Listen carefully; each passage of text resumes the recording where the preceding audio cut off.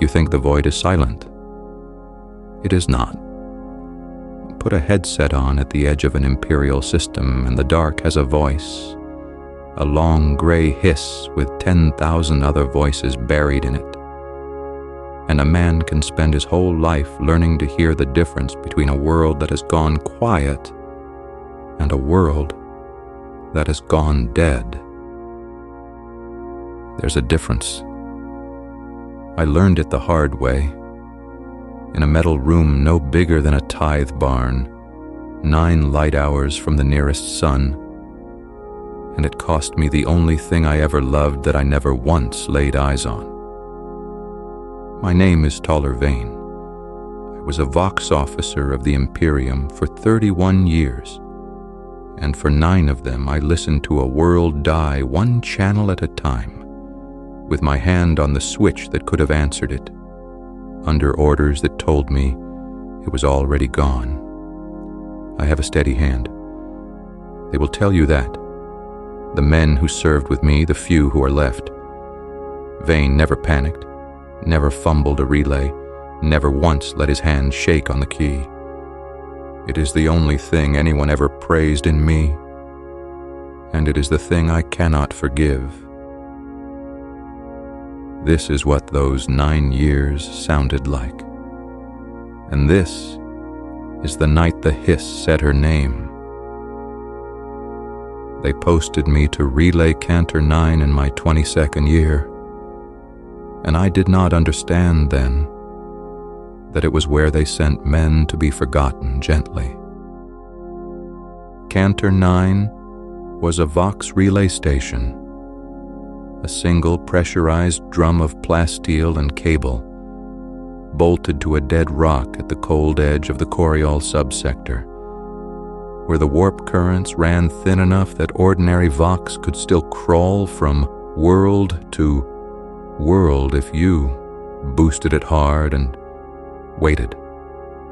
That was the whole purpose of the place, and the whole purpose of me.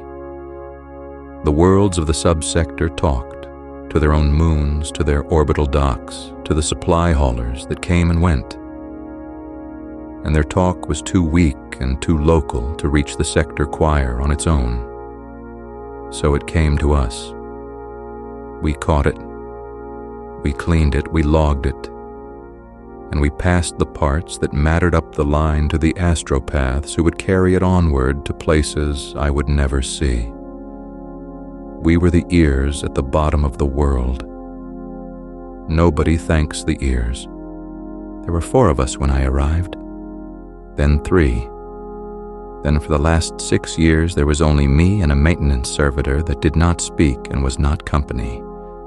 1 operator, 1 chair, 1 console, 12 hours on and 12 hours nominally off, in a room where off meant lying in a cot 4 meters from the same console, still half listening through the partition. The station ran on a crew rotation that had been written for 8 men and never revised, because revising it would have meant a man in an office somewhere remembering that Cantor 9 existed. And the whole mercy and horror of the place was that no one did. I worked out once, on a slow shift with a stub of chalk, that I'd spent more waking hours with that headset against my skull than I'd spent doing every other thing in my life combined. Eating, sleeping, praying, all of it together came second to the listening. When I finally took the headset off for good, 31 years in, the silence did not feel like rest. It felt like a wound where a sound used to be. The cold was constant and the light was the color of old teeth. The repsych air tasted of hot dust and the inside of the mask I was issued and never needed, because nothing ever breached Cantor 9. Nothing ever came for it. It was not worth coming for. I caught the traffic of 11 inhabited worlds and 40-some moons, docks and listening boys. I knew them all the way a man knows the sounds of his own house in the dark, which board creaks, which pipe knocks, which wall holds the cold. I knew them by their voices. A world has a voice, not a turn of phrase, a sound, an exact texture made of its weather and its machines and the particular way its people clip their words, and once you have listened to it for a year, you can name a world from 3 seconds of its traffic, the way you would name a man from his cough in the dark. Coriol Primus, the hive world, was a flat roar with 1,000 overlapping vox nets stacked on top of each other, hard and fast and frightened, the way hive people always sound, every transmission fighting 9 others for the channel. Tessamar, the forge moon, was all machine cont and the slow grinding drone of its tech priests, every message wrapped in 3 layers of liturgy and a binary benediction before it troubled itself to say a single useful thing. The orbital docks were bored men reading manifests in voices flattened by recycled air.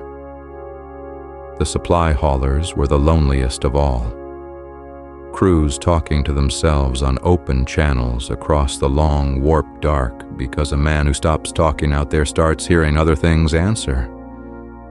I knew the rhythm of each of them. I knew when Coriol's shift bells rang by the way the roar swelled and broke. I could have drawn you the subsector from sound alone, with my eyes shut, and been truer than the charts. And then there was Verholt.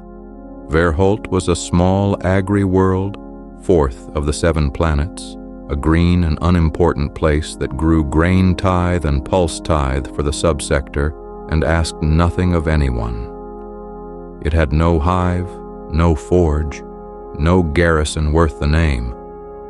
1 orbital dock that ran at half capacity and a population the slates put at 9 million souls who would, every one of them, live and die without ever once being heard by anything larger than me. Its voice was slow. That is the only word I ever found for it. The traffic from Verholt moved at the pace of a place where the most urgent thing that happened in a day was the weather over the eastern paddies. And the people on it spoke to each other the way you speak to someone you have known your whole life and will know until you die. Unhurried, unguarded, certain there would be a tomorrow to finish the sentence in. After a year of Coriol's roar, catching Verholt's traffic at the turn of a shift was like stepping out of a crowd and into a field at dusk. I did not know yet that you can come to love a place through a wall, the way a prisoner comes to love a patch of sky. I learned it from Verholt. It took about 3 years, and then it took the rest of my life. I want you to understand exactly what an operator is allowed to do, because the whole of what follows is the distance between what I could do and what I was permitted to do, and I have lived in that distance ever since. The work was governed by the signals protocols of the Departamento Munitorum. 411 pages of it bolted to the console in a steel folio, and I knew it the way other men know their catechism.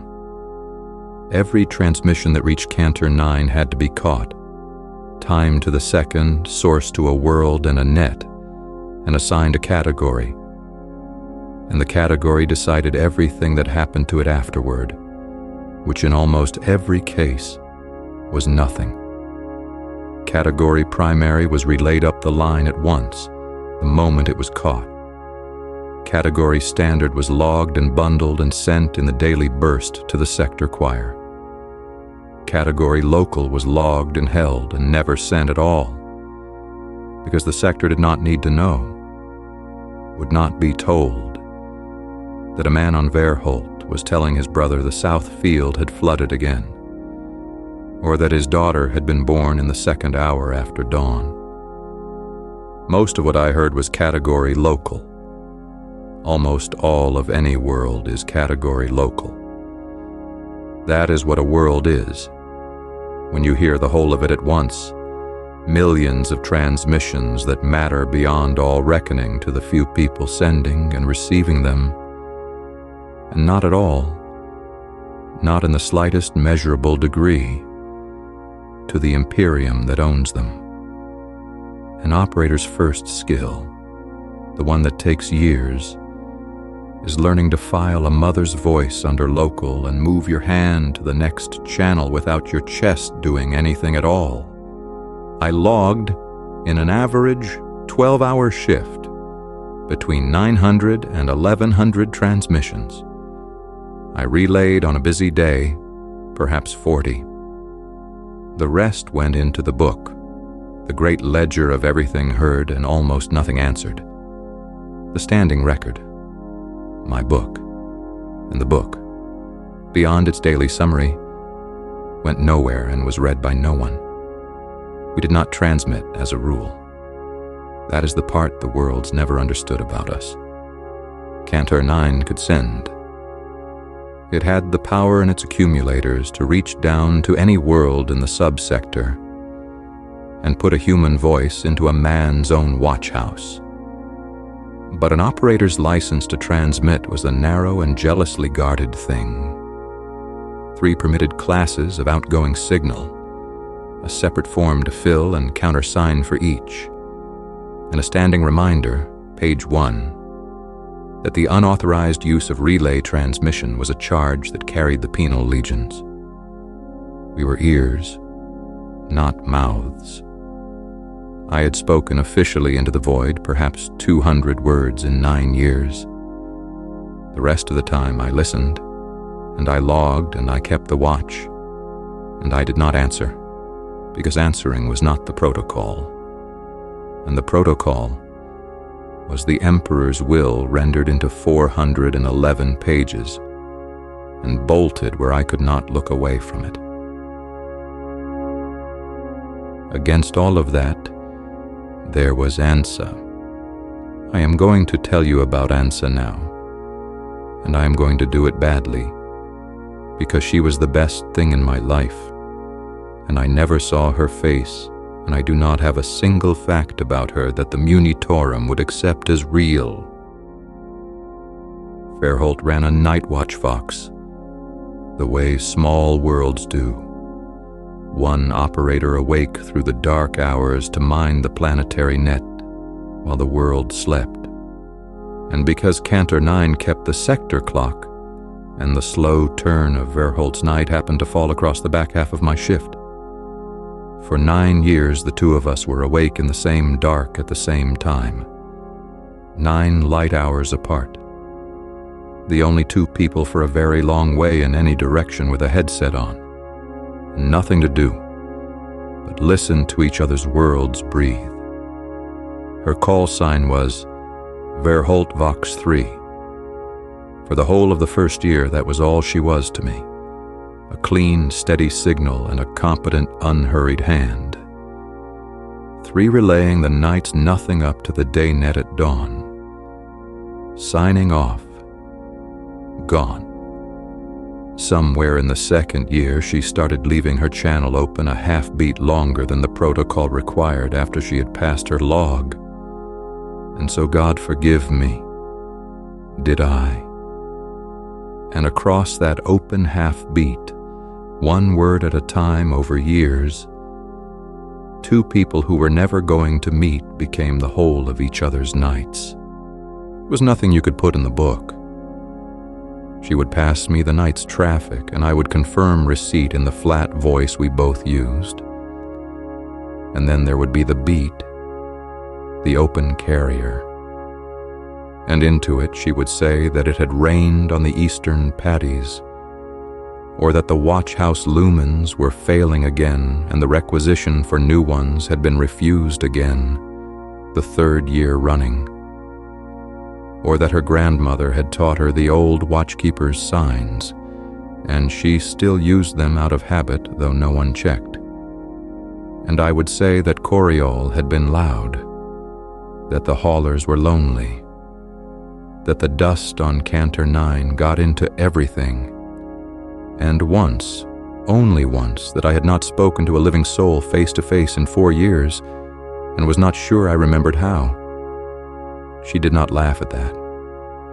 She was quiet for a long moment, and then she said that I was speaking to a living soul right now, and that it counted, and I have held that sentence to me for the rest of my life, like a coal. She told me her name in the 4th year, against every protocol either of us served. The way you hand someone something breakable across a gap in the dark. Ansa. Just the once. Low and then never again on an open channel, because we both knew what it was to say it. She never knew mine. I never risked it. I told myself that not telling her was how I kept her safe, kept us both clean in the book. And that was a lie I found comfortable and have not been allowed to keep. I filed her every night under category local, which is to say under nothing, which is to say I took the one thing I loved and committed it to the part of the record that goes nowhere and is never read and exists only to be true. 9 years of her, and every night she ended the same way, the watchkeeper's old sign-off they still used on the small worlds, the words that closed the channel and handed the dark back to me. Verholt holds, "Emperor, keep the watch." And I would say it back. And that was the night. And it was enough. And I did not know it was the whole of my happiness until it was the whole of my grief.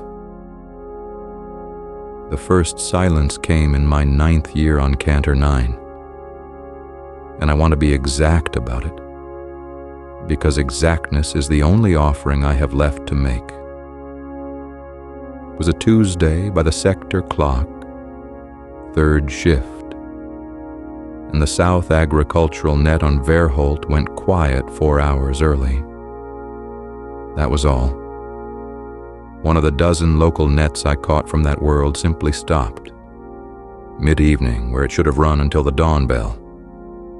Nets drop. Weather does it, a failed relay mast does it, a blown lumen bank and a watch house does it. I logged it as a local outage, category local, no action, and I did not worry, because there was no reason on the slate to worry. And I have spent the years since trying and failing to forgive myself for the hours in which I did not worry. The next night, 2 more nets were down, and the traffic on the ones still up had changed. I cannot give you a number for how, and that frightened me more than a number would have, because I am a man who can always give you a number. The unhurriedness was gone.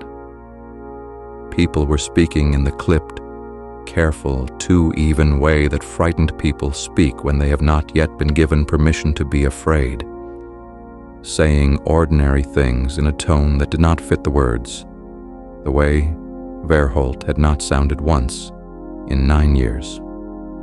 I caught a transmission, category local, a man telling the central net that something had come down in the northern range 3 nights back, a falling star that did not burn out, and that the work party sent to market had not come back, and that the 2 who had come back were not right, would not speak, sat in the dark and would not be made to come into the light.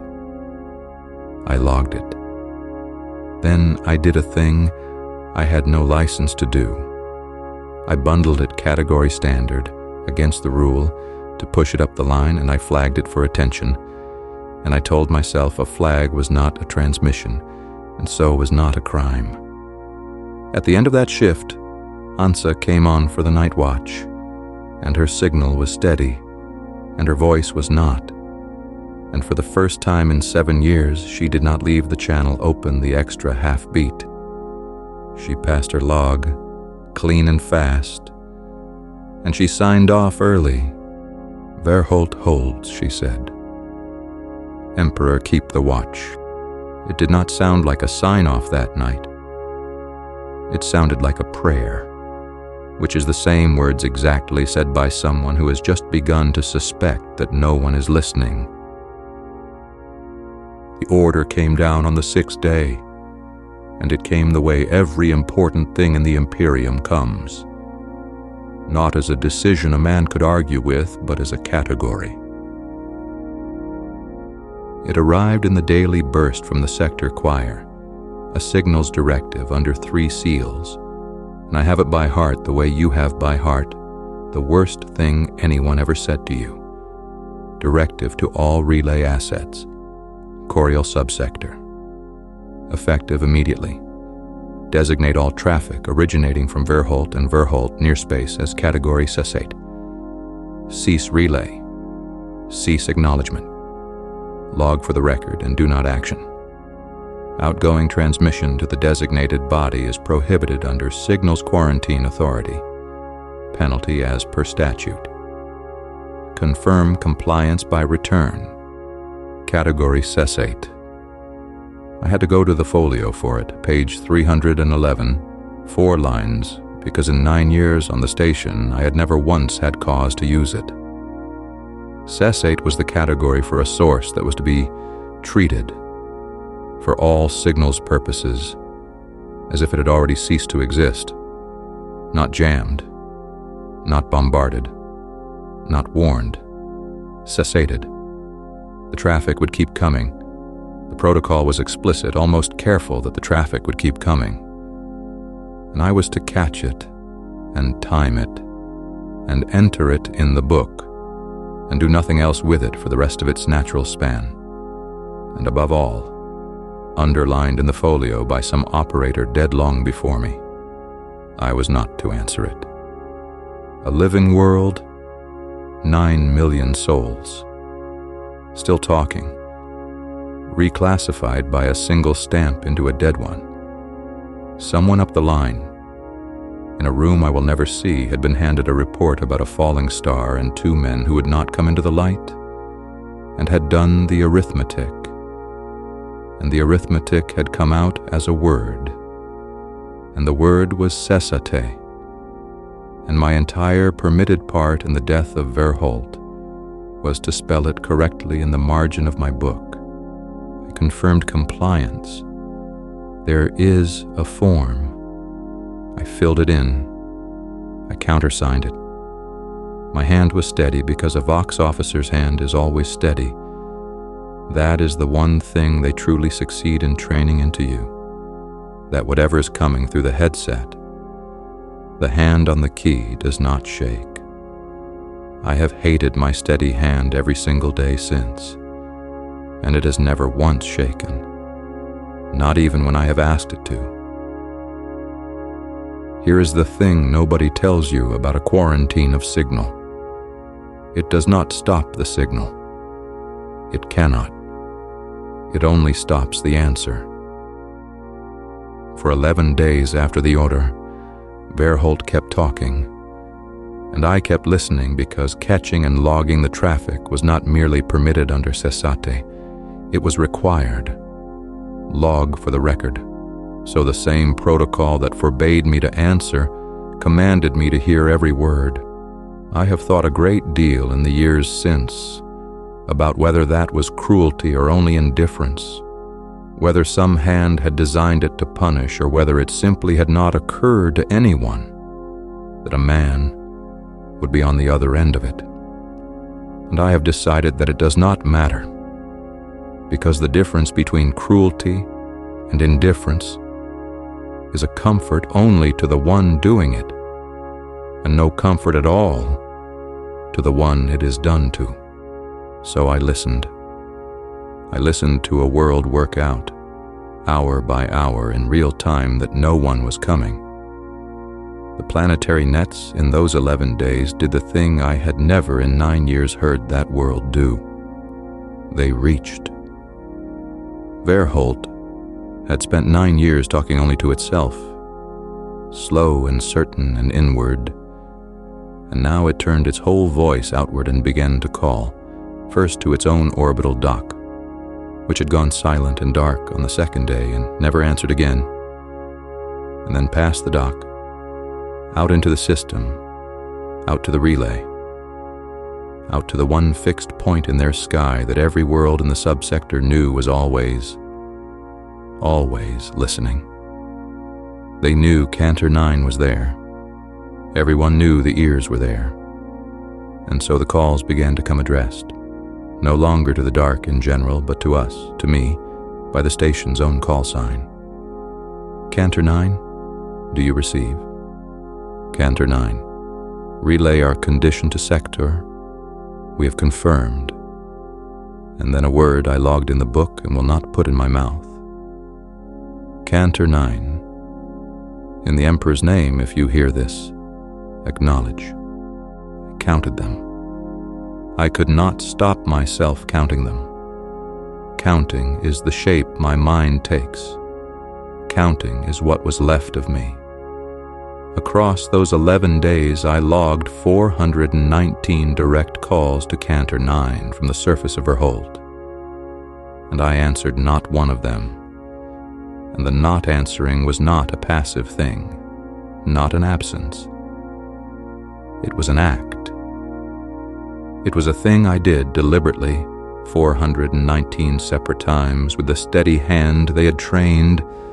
My fingers held a clean centimeter from the transmit key, while the channel lights blinked their question and went dark and blinked again. The console was willing. That is what has never left me. The power was in the accumulators. The carrier was clean. The distance was nothing to it. One throw of one switch in a dying world would have heard a human voice say, "I hear you. I am here. You are not alone in this." The only thing in the entire turning void that stood between those people and that sentence was a category.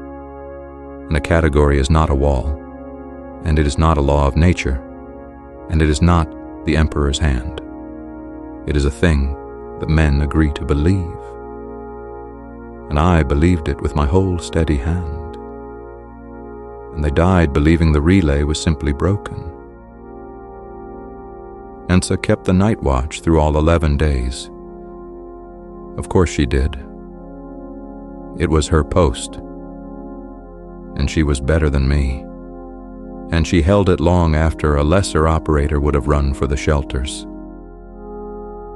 The day nets were chaos by the end, overlapping, breaking, voices climbing over voices. But the night watch is a quiet and lonely discipline, and she kept it exactly as she had always kept it. A single steady signal in the worst dark a world had ever been handed. She was relaying for the others now, gathering the planet's scattered calls into clean, ordered bundles and passing them up to me. Because she was the best operator on that world, and it did not once occur to her that the relay above her had been ordered to treat her by name as already dead. She thought the link was broken. She kept apologizing in the careful voice for the signal quality as though the fault were hers. She kept saying that she was certain the relay would catch even a fragment of this, that someone up there was surely logging it all, that it would reach the sector in time and help would turn for them. And she was right about every part of that except the part that mattered. The only part that mattered. I was catching it. I was logging it to the second in a clean, steady hand. It was reaching no one. She was speaking with all the discipline and hope she had, directly into the one ear in the universe that could hear her and had been forbidden to let her know it was there. On the 9th night, she stopped relaying for the others. The other nets were mostly gone by then. She just talked to Cantor 9, to the relay, to me, though she did not know it was me, though I have spent 9 years and the rest of my life not knowing whether at the end some part of her guessed. She said she did not think the morning net would come up again.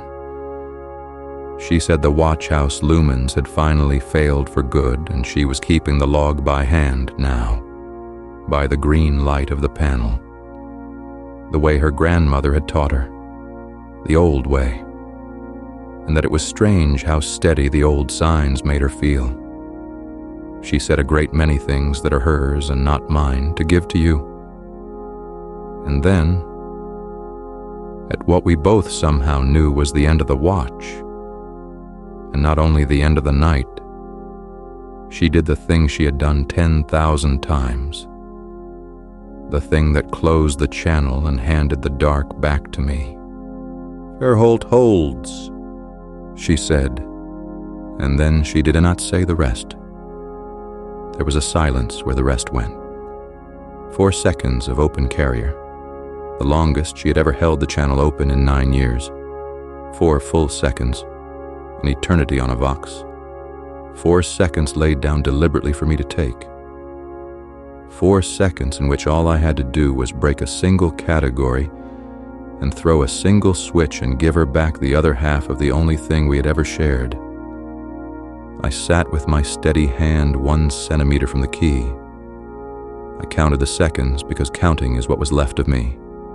1, 2, 3, 4. I gave her 4 seconds of nothing, and then, very quietly on the far side of the dark, alone, she finished it herself. "Emperor, keep the watch," and she closed the channel, and I never heard her voice again.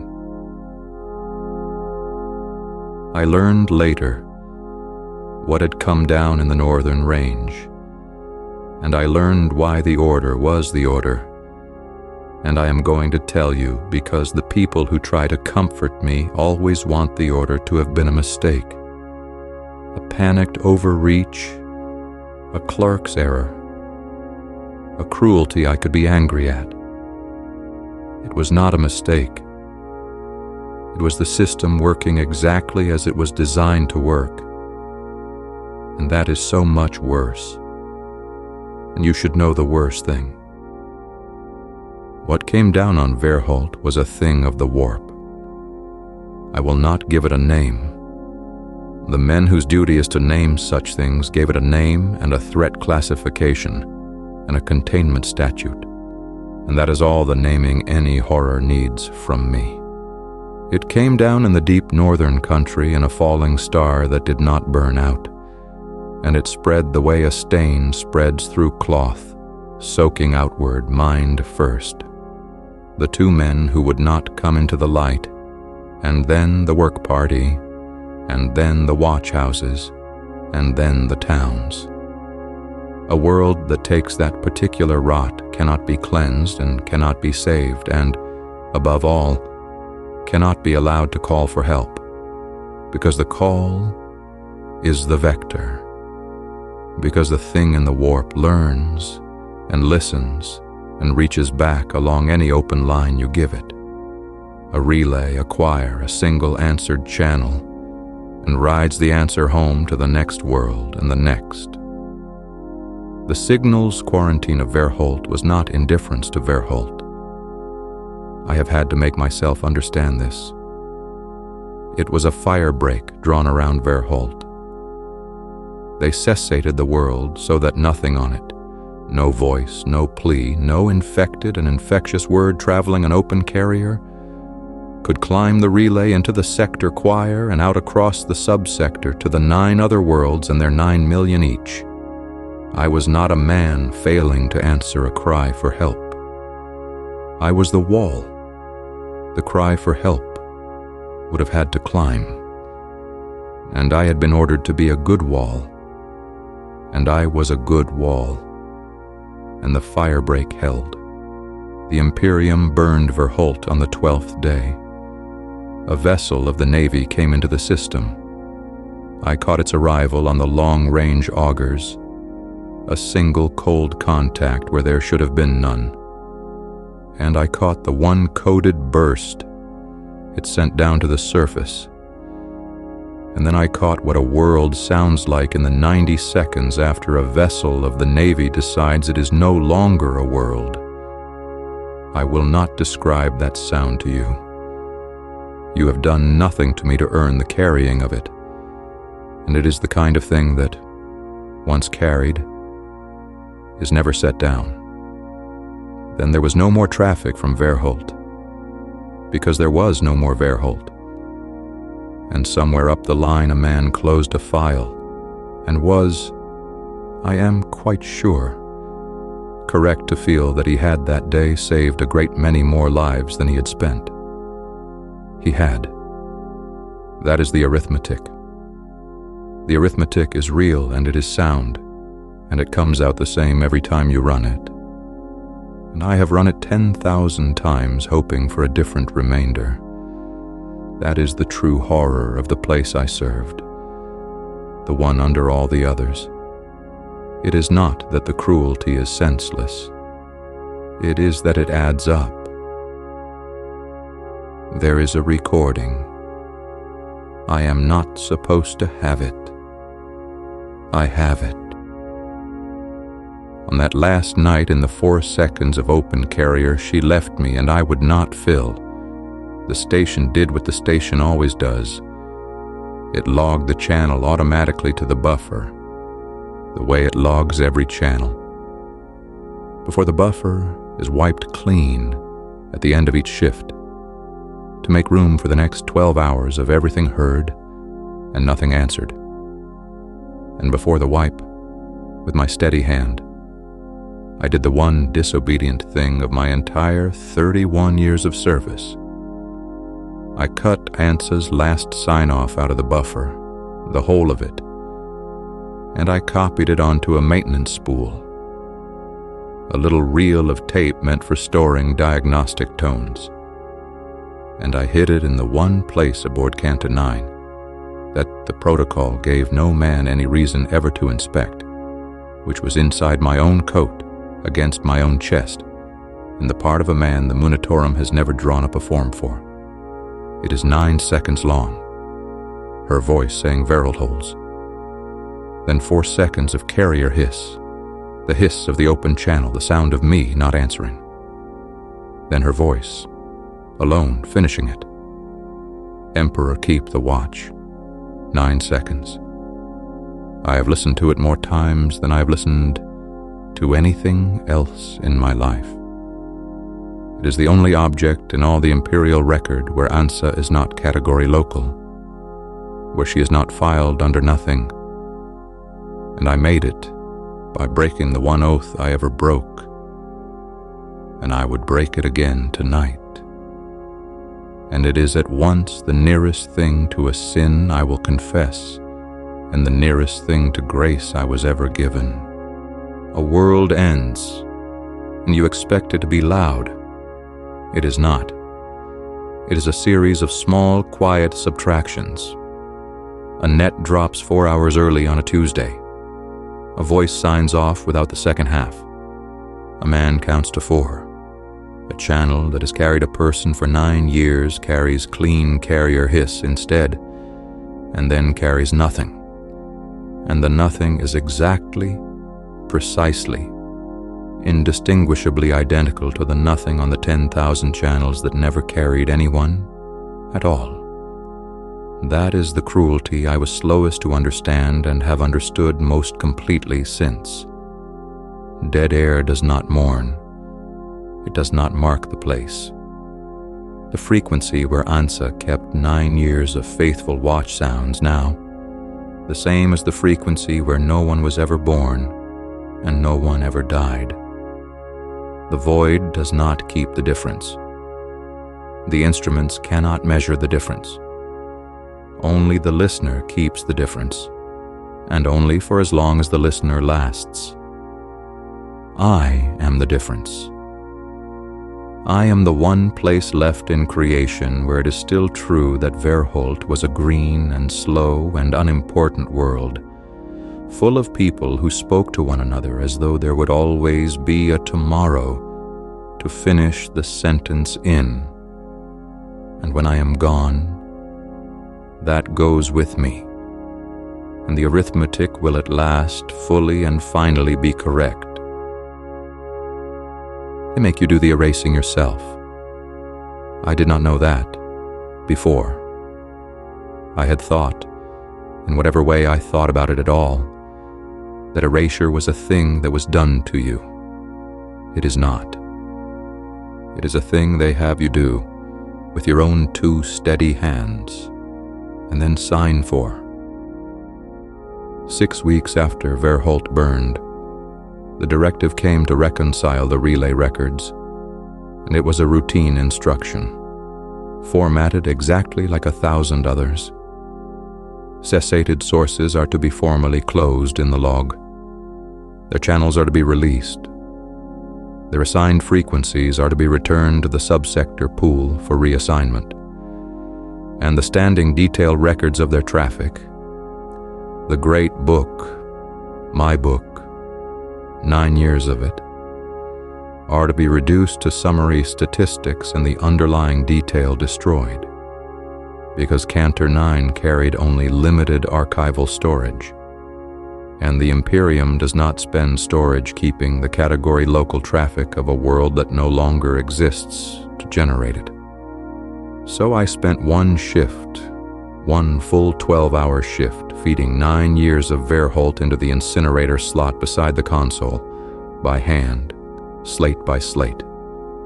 Every flooded Southfield, every refused requisition for watchhouse lumens, every dawn bell, every berth logged in the second hour after sunrise, every word Ansa had ever passed me across the open half-beat, all of it category local, all of it bound for nowhere from the moment it was spoken, and now bound for the slot, and out of the slot as a little heat in a cold room at the edge of a dead system. I burned the entire record of the only thing I have ever loved in order to free up archival storage. And when it was done, I filled in the form that certified the reconciliation complete, and I countersigned it, and my hand was steady. And then I took the grease pencil from its clip, and I crossed Verholt off the board. There is a board on Cantor 9, a brass and glass panel of the whole subsector, every world a small marked call sign lit from behind, and the protocol for a closed source is plain. You strike it through. So I struck it through. One green marker among the 11, fourth planet of the 7, a single line drawn across it by the one man in creation who had listened to it for 9 years and knew the name of its night watch. The line took perhaps a second to draw. That was the funeral. That is the whole of what a world is given at the end when the arithmetic has been run and has come out clean. A stamp that reads Cessate, a shift at the incinerator, and 1 second of grease pencil drawn by a man with a steady hand. I have drawn a great many lines in my life, on a great many slates. That one is the heaviest thing my hand has ever done, and it was the lightest, the easiest, the quickest, and both of those are entirely true, and I have never once been able to hold the two of them in my head at the same moment without something behind my eyes giving way. I served 22 more years after Verholt. They never moved me. A man who has confirmed compliance does not get moved. He gets trusted, and trust in the Imperium is just another word for being left exactly where you are. I kept the watch on Cantor 9 until my hearing went at last, worn thin by 31 years of holding the dark against my skull. And then they retired me to a single hab unit on Coriol with a pension and a brass commendation for 31 years of uninterrupted and exemplary service, and the brass is real, and I keep it in a drawer I do not open. Verholt's frequencies went back into the subsector pool, they were reassigned, the way frequencies always are, because a clear band is a resource, and the Imperium does not waste resources on the dead. For my last years on the station, the frequency that had carried Ansa's night watch carried a freight routing net for a hauler combine. Bored men reading manifests. The same flat dock voices I had heard my whole career, broadcasting on the exact band where she'd kept her watch. I caught it every single shift on her frequency, and it was the correct and efficient use of a recovered asset. And I hated it with a completeness I had not known was still in me to feel. So, in the off hours, in the dark 4 meters from the console, I would tune the auger to a dead band instead, an empty stretch of spectrum that carried nothing and was assigned to no one and never would be. And I would put the worn headset on, and I would thread the little maintenance spool, and I would play the 9 seconds into my own ears against the hiss. And for 9 seconds, the dead air had a person in it again. Verholt holds. Emperor, keep the watch. And then the hiss closed back over it, the same hiss as everywhere, the hiss that does not know the difference and cannot be taught it.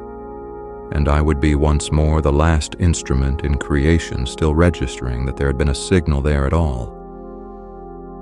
A young operator came up to Cantor 9 in my final year, the first new face the station had seen in longer than I could easily count.